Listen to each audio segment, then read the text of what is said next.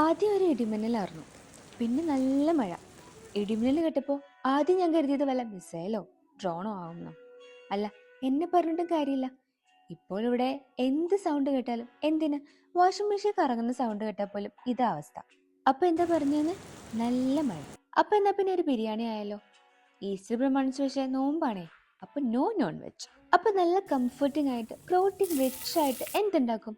Yes, veg pulao. So you're watching is my own version of protein rich veg pulao. ഈ rice ഉണ്ടല്ലോ, പൊതുവെ എൻ്റെ ദൈനംദിന ജീവിതത്തിൽ നിന്ന് ഒഴിവായിട്ട് കാലങ്ങളായി. എന്നാലും ഉണ്ടാക്കുന്ന ദിവസങ്ങളിൽ ഞാൻ അതൊരു ആർഭാടാക്കാറുണ്ട്. ഈ മിസൈലും ഡ്രോണും തലയ്ക്ക് മീതെ പറക്കുന്ന സമയമായതുകൊണ്ടേ സാധനങ്ങളുടെ അവൈലബിലിറ്റി കുറയും, വിലക്കയറ്റം ഉണ്ടാകും എന്നൊക്കെ കരുതി ഞാൻ കുറേ സാധനങ്ങൾ മേടിച്ചു വെച്ചു.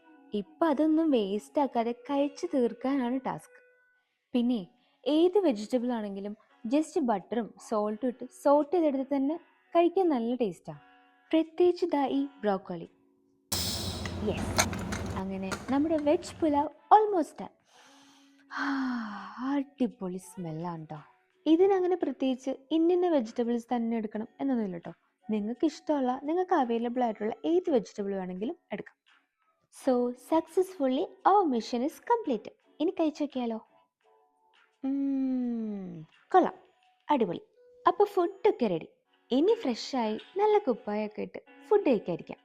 എന്തായി? അതല്ലേ അതിൻ്റെ ഒരു ശരി.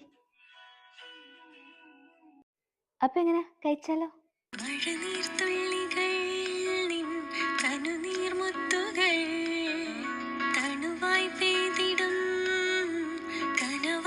പിന്നെന്താ? അപ്പം ചൂസ് ബിസ്ബാൽ.